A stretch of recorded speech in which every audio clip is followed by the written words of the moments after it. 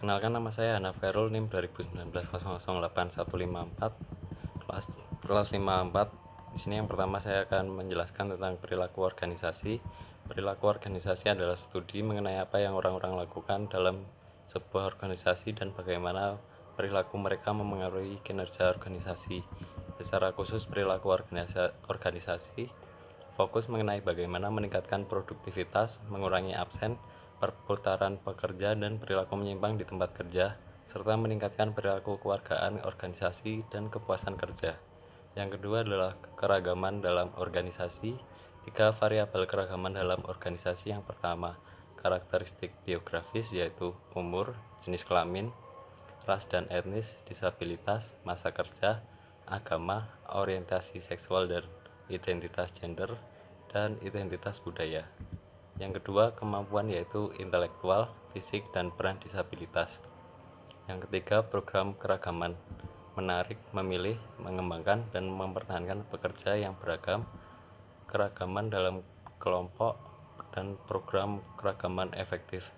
Manajemen keragaman harus memiliki komitmen berkelanjutan untuk merangkup semua level organisasi, mengevaluasi penuh akomodasi apa yang dibutuhkan pekerja disabilitas, dan kemudian menemukan pekerja yang sesuai dengan kemampuannya, memahami dan menghormati karakteristik biografis yang unik dari para pekerja, melihat secara luas karakteristik biografis dan mempertimbangkan kemampuan individu sebelum membuat keputusan manajemen. Yang ketiga adalah sikap dan kepuasan kerja. Sikap adalah pernyataan-pernyataan evaluatif, baik yang diinginkan atau yang tidak diinginkan mengenai objek, orang, atau peristiwa. 3 konsep sikap. Yang pertama, konsep kognitif sikap adalah segmen pendapat, opini, atau keyakinan dari sikap.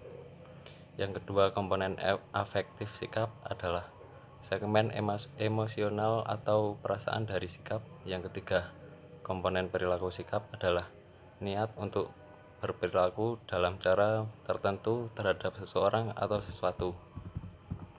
Yang kedua, kepuasan kerja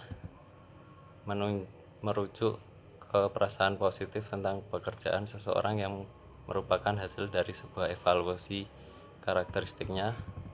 Seseorang dengan tingkat kepuasan kerja tinggi menunjukkan sikap yang positif terhadap pekerjaan.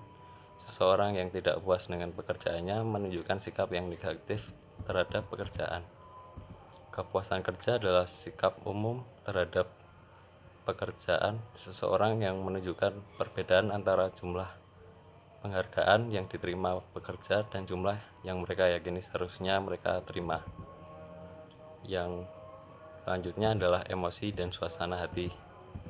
Emosi, terdapat beberapa emosi, yaitu amarah, tidak suka, antusias, cemburu, takut, frustasi, tidak setuju, malu, jijik, kebahagiaan, benci, harapan, kecemburuan, kebahagiaan, cinta, angkuh, kejutan, dan kesedihan, dan lain-lain. Psikolog mencoba mengidentifikasi emosi dasar dengan mempelajari ekspresi wajah, tetapi mereka menemukan bahwa proses itu sulit. Salah satu masalahnya adalah bahwa beberapa emosi terlalu kompleks dengan mudah direpresentasikan oleh wajah kita. Jadi cara kita mengalami sebuah emosi tidak selalu sama dengan bagaimana kita menunjukkannya. Suasana hati, afektif positif, sebagai sebuah dimensi suatu hati yang terdiri dari atas emosi-emosi positif seperti kesenangan, ketenangan diri, dan kegembiraan pada ujung tinggi, dan kebosanan, kemalasan, dan kelelahan ujung rendah. Afektif negatif adalah sebuah dimensi suasana hati yang terdiri dari kegugupan, stres, dan kegelisahan pada ujung tinggi, serta relaksasi, ketenangan, dan keseimbangan pada ujung rendah. Yang selanjutnya adalah kepribadian dan nilai-nilai. Kepribadian adalah seluruh cara yang ditempuh saat individu bereaksi dan berinteraksi dengan orang lain. Cara mengukur kepribadian adalah dengan menggunakan survei mandiri. Survei pengamatan kepribadian individu ditentukan oleh faktor hereditas dan lingkungan. Struktur kepribadian digambarkan dengan mengidentifikasi dan menamai karakteristik yang menetap pada individu. Contohnya seperti pemalu, agresif, penurut, pemalas, ambisius, loyal, dan lain-lain. Semakin konsisten karakteristik tersebut sejalan waktu, semakin sering hal tersebut nampak dalam berbagai situasi.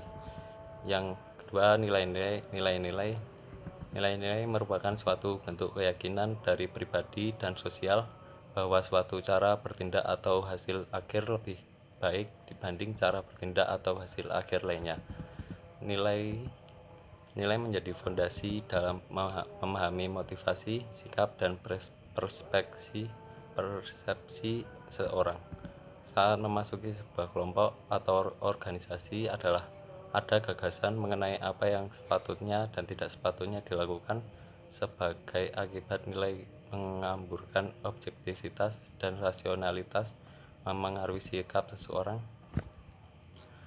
Agar dapat bekerja optimal, organisasi perlu mencocokkan kepribadian dan nilai individu pada pekerjaan tertentu. Namun jika lingkungan bersifat dinamis, karyawan dituntut untuk lebih fleksibel, siap berpindah tugas atau tim.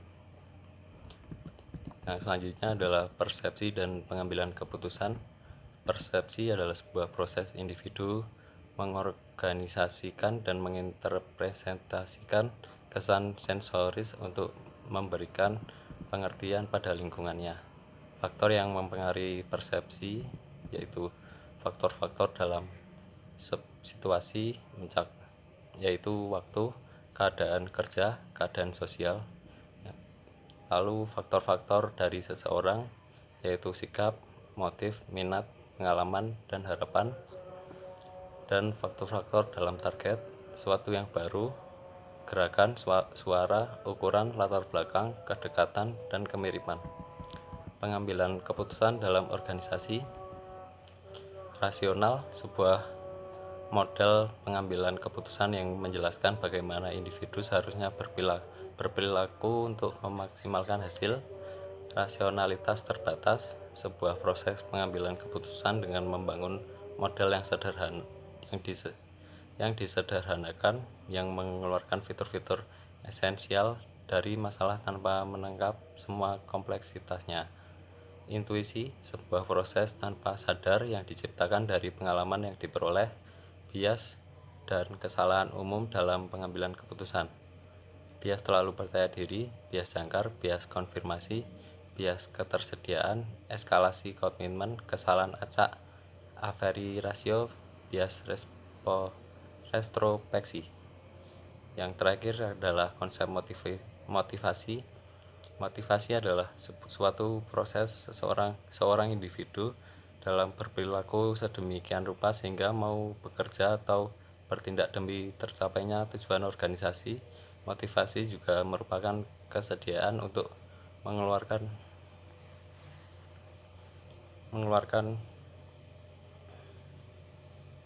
tingkat upaya yang tinggi untuk tujuan organisasi yang dikondisikan oleh kemampuan upaya dalam memenuhi beberapa kebutuhan individual. Teori yang menjadikan konsep motivasi dalam perilaku organisasi antara lain yakni teori kebutuhan, teori evaluasi kognitif, teori penetapan tujuan, teori efektivitas diri, teori penguatan, teori harapan, teori kaitan imbalan dengan prestasi, dan teori keadilan.